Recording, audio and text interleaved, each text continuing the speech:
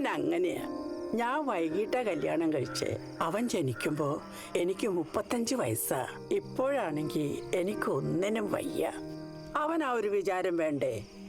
ഒരു പോക്ക് അങ്ങോട്ട് പോയാ പിന്നെ എപ്പോഴാ വരികന്ന് ഒരു പിടിയില്ല. അമ്മേ, ഇവർക്ക് എന്തെങ്കിലും കൊടുക്കണ്ടേ?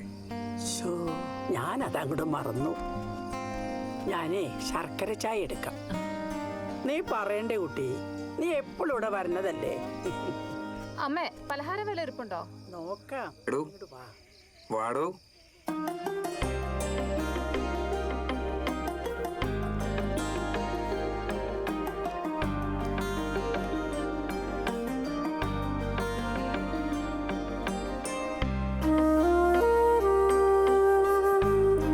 ഇവിടെ പഠിക്കുന്ന പുസ്തകങ്ങൾ മാത്രമേ ഉള്ളൂ?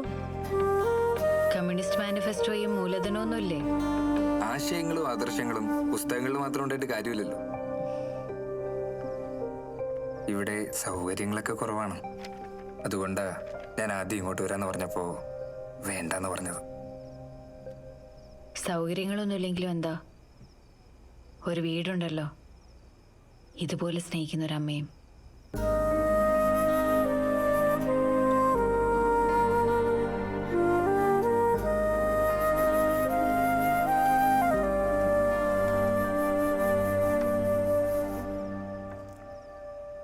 മോളുടെ വീട് എവിടെയാ? എനിക്ക് വീടില്ല, ഞാൻ ആശ്രമത്തിലാ. സാരില്ല മോളെ, മോൾക്ക് എപ്പോ വേണമെങ്കിലും ഇവിടെ വരാം. ഇത് മോളുടെയും കൂടി വീടല്ലേ?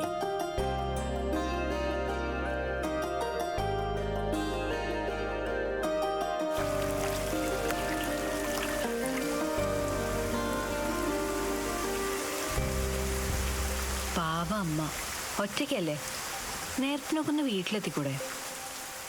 പാവമാണ്. എത്ര വൈകിയാലും അമ്മ എന്നെ കാത്തിരിക്കും. പിന്നെ മിക്കവാറും എന്നെ പുറത്താക്കി തന്നെ അമ്മ വീട്ടിൽ കയറ്റി താമസിപ്പിക്കുന്ന തോന്നുന്നേ. ഇതൊക്കെ കേൾക്കുമ്പോ എനിക്ക് അസൂയ തോന്നുന്നേ. അസൂയപ്പെട്ടിട്ട് കാര്യമില്ല, സ്വന്തമാക്കി അഭിമാനിക്കൂ. അമ്മയുടെ കാര്യം പറഞ്ഞു. അപ്പൊ ഇന്ന് പറയാൻ വെച്ച ഒരു കാര്യം കഴിഞ്ഞല്ലോ.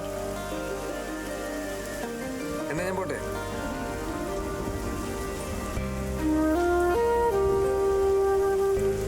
നാളെയാ സാഹിത്യോത്സവം.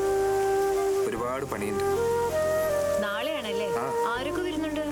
അഴീക്കോട് സാറ്, മേരി ടീച്ചർ, പിന്നെ നമ്മുടെ സ്ഥിരം കക്ഷികൾ.